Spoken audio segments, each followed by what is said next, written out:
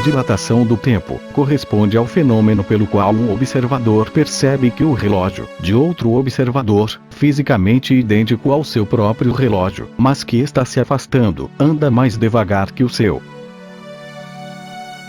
Isto é, o tempo registrado no relógio de um observador imóvel é diferente de outro que está se movimentando.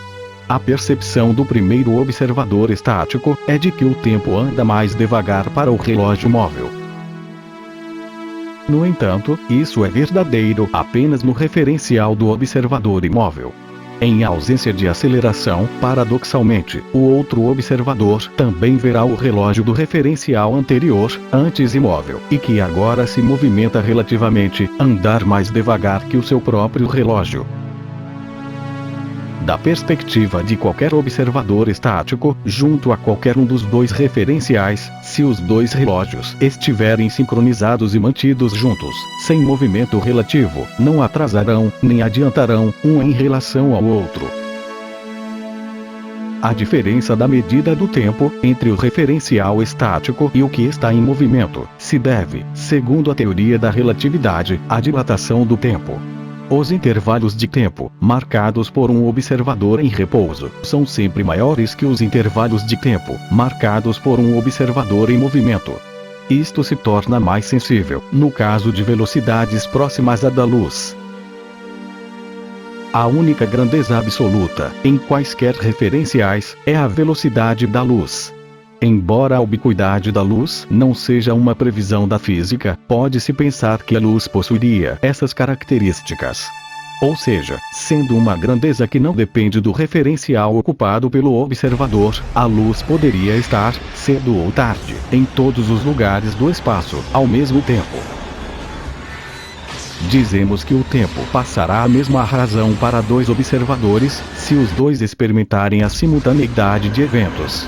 Os seus relógios não se alteram neste caso, marcando módulos de tempo iguais. Para que isso ocorra, os dois observadores devem estar em repouso com relação a eles mesmos.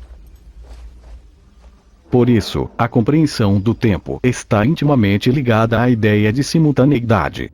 Observadores que se movimentam relativamente entre si não podem ter seus relógios sincronizados, haja vista que os intervalos de tempo, por eles medidos, não são os mesmos.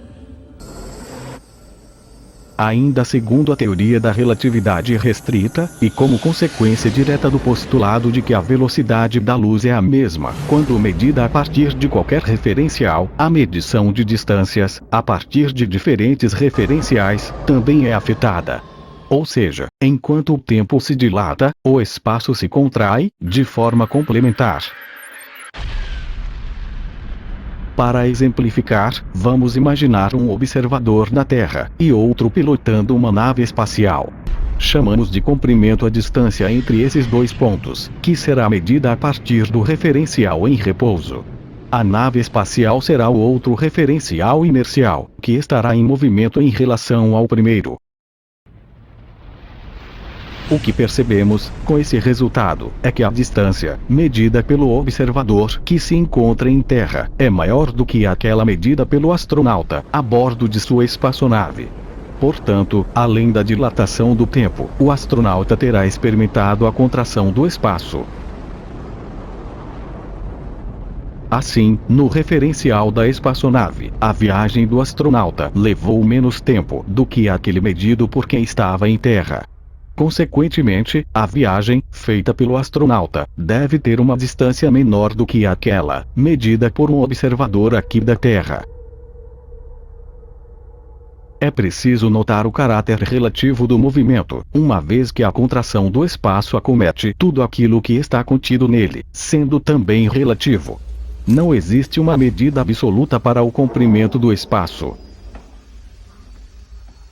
Em todas estas observações, contidas na teoria da relatividade, destaca-se a importância do ponto de vista do observador, que analisa o movimento à sua volta.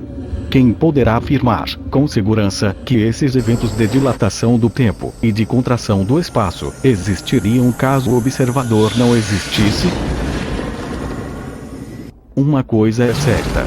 Não existe nenhum tratado de física em que conste que o observador na Terra, ou na nave espacial, pudesse experimentar uma contração do tempo, nem uma dilatação do espaço. Da mesma forma, nenhum relógio imóvel poderia mostrar o tempo passando mais rapidamente no outro referencial em movimento.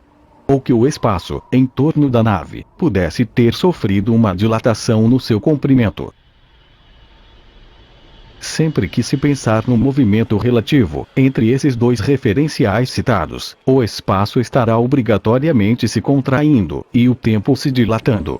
Por esse motivo, em Imagens do Universo temos levantado contrapontos às teorias inflacionárias, pois elas preveem que o movimento relativo de afastamento entre as galáxias ocorreria por conta da expansão do espaço que as acolhe. Para o projeto Imagens do Universo, as galáxias parecem afastar-se entre si, não de forma absoluta, mas por conta da contração do espaço e da dilatação do tempo. Esses eventos, portanto, envolveriam o ponto de vista do observador isolado. Se não pudéssemos contar com essas alterações da geometria do espaço, influenciando a passagem do tempo, as próprias galáxias permaneceriam estacionárias. Se, assim como acontece com o observador, elas tivessem consciência e pudessem analisar o movimento relativo à sua volta, as outras galáxias, ao seu redor, sofreriam a dilatação do tempo. Ou, a contração do espaço. Enquanto elas se afastassem umas das outras, com velocidades sempre crescentes, não haveria movimento absoluto entre elas. Essa interpretação alternativa permite pensar que as galáxias parecem se afastar umas das outras, porque o espaço, à sua volta, estaria perdendo curvatura e se contraindo. Se o espaço estivesse aumentando a sua curvatura, enquanto se esticasse ou se expandisse, o observador não poderia saber disso diretamente. É que haveria, também, a contração simultânea do tempo. Seria necessário que a seta do tempo se invertesse e o espaço passasse a se contrair e a perder curvatura. O tempo, antes contraído durante a expansão, teria passado a se dilatar de forma aparentemente contínua, sendo acompanhado da contração do comprimento do espaço. Como a expansão não pode ser avaliada de forma direta, ou depende de um rastreamento remoto de informações, ela não existe na prática. Ou, na melhor das hipóteses, ela estaria ocorrendo em algum lugar, fora do espaço-tempo. Aqui dentro, o tempo somente poderia se dilatar se o espaço se contraísse. O inverso não poderia ser previsto. A expansão do espaço teria que ser acompanhada de um aumento da energia potencial. A sua contração, por outro lado, seria sempre acompanhada de uma queda dessa energia, ou de um aumento da energia cinética. A energia potencial elástica não poderia aumentar no espaço-tempo, porque a única força conhecida a atuar na escala astronômica é a gravidade. Ela surge sempre acompanhada de uma queda da energia potencial e de um incremento da energia cinética. Para melhor compreensão, pense no espaço como sendo uma mola.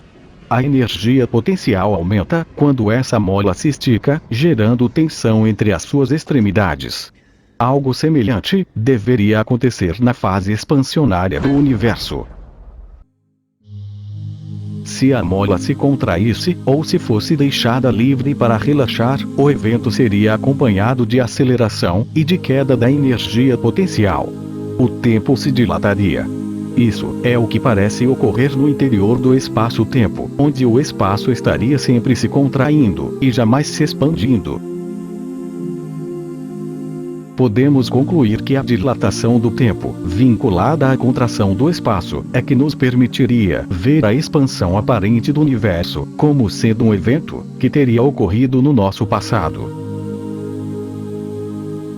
Como precisamos da radiação cósmica de fundo para descrevermos a expansão, ela somente poderia ser avaliada de forma indireta. Isto é, a expansão do universo se apresenta, para nós, sempre com atraso, ou fora do seu próprio tempo.